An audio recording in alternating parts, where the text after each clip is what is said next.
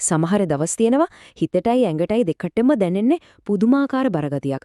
හරියට ඝන මීදුමක අතරමං වුණා වගේ නේද? ඉතින් මේ විග්‍රහයෙන් අපි බලමු මේ මීදුමෙන් මිදිලා ඇතුලෙන් මෙන ප්‍රීතිමත් ශක්තියක් ඇති කරගන්න පුරාණ ප්‍රඥාව අපිට උගන්වන්නේ මොනවද කියලා. ඔව්, ඔය හැඟීම අපි කවුරුත් දන්නවා. කිසිම දෙයක් පටන් ගන්න හිතෙන්නේ නෑ. හිත එක තැනක තියාගන්න බෑ.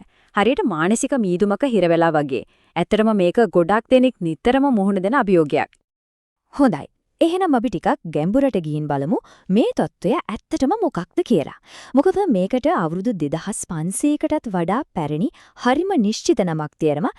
බෞද්ධ මනෝවිද්‍යාවේදී මේකට කියන්නේ තීන මිද්ද කියලා. මේක නිකම්ම මහන්සියක්වත් විඩාවක්වත් නෙවෙයි.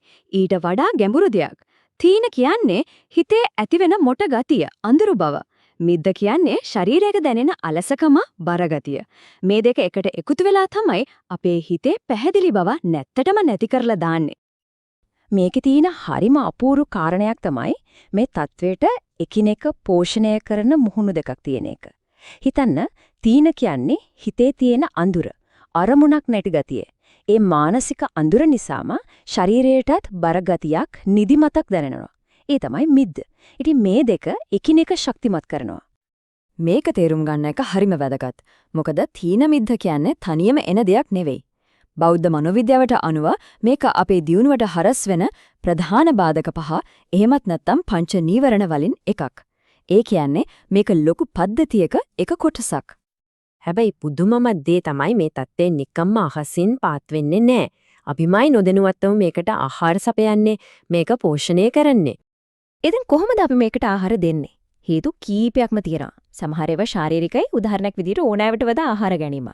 සමහර ඒවා මානසිකයි. හරියට නිදංගත ආතතිය.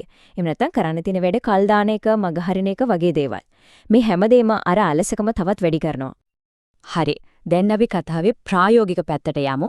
මේ මානසික මීදුම කඩාගෙන එනකොට පාවිච්චි කරන්න පුරුවන් හදිසි ආධාර පෙට්ටියක් වගේ දෙයක් ගැන බලමු. මේක අවුරුදු දහස් ගණක් පැරණි ක්‍රමවේදයක්.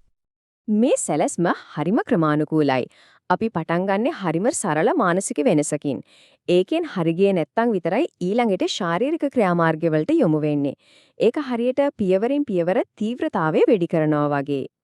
මුලින්ම කරන්න තියෙන්නේ සම්පූර්ණ මානසික දෙයක්. ඒන අලස සිතුවිල්ලට අහු වෙන්නේ නැතුව ඉන්න එක, ඒක නොසලකා හරින එක. ඊළඟට ඒ වෙනුවට හිත උසස් යහපත් අරමුණක් ගැන හිතන්න යොමු කරන එක. හිතේ මට්ටමින් කරන දේ විතරක් මදිමුණොත් එතකොට තමයි අපි ශරීරය පාවිච්චි කරන්නේ. හරියට කන්පෙති ඇදීම, ඇඟපත පිරිමැදීම, එහෙම නැත්නම් සීතල වතුරෙන් මෝණ සේදීම වගේ සරල දේවල් වලින් ශරීරයට පොඩි කම්පනයක් දීලා අවදි කරවනවා. මෙන්න තියෙනවා සම්පූර්ණ ක්‍රමවේදයම. බලන්න මේක පටන් ගන්නේ සරල මානසික වෙනසකින්. ඒකෙන් බැරි නම් තමයි සංවේදන අවදි කරන ආලෝකය දිහා බලන එක වගේ දේවල් වලට යන්නේ. අවසානයේදී සක්මන් භාවනාව සහ සිංගසේයාවෙන් සිහියෙන් විවේක ගැනීම දක්වාම මේ ක්‍රමවේදය දිවෙනවා. හැබැයි අර පියවර 8 හදිසි අවස්ථාවකට විතරයි. ඒක ෂණික විසඳුමක්. දිගු කාලීන නියම විසඳුම තියෙන්නේ ධනාත්මක ශක්තිමත් මානසික තත්ත්වයක් ගොඩනගා ගන්න එකේ. ඒ තමයි වීරිය වඩන එක. හැබැයි වීරිය කියන්නේ නිකම්ම මහන්සි වෙන එකට, දත්මිටිකාගෙන වැඩ කරන එකට නෙවෙයි. ඒක යහපත් දේවල් වල උද්‍යෝගයෙන්, ප්‍රීතියෙන් නිරත වීම. හරියටම කිව්වොත් ශක්තිමත් පුද්ගලයෙකුගේ මානසික තත්ත්වය. හැබැයි මෙතනදී හරිම සියුම් සමබරතාවයක් තියාගන්න ඕන. බලන්න ශක්තිය, ඒ කියන්නේ වීරිය වැඩි වුණොත් හිතේ නොසන්සුන්කම විසිරීම ඇති වෙනවා. ඒ වගේම පුදුමයකට වගේ ඒකාග්‍රතාවය, ඒ කියන්නේ සමාධිය ඕනෑවට වඩා වැඩි වුණොත් ඒක තයම අර තීන මිද්ද කියන අලසකමටම හේතු වෙන්න පුළුවන්. හොඳයි.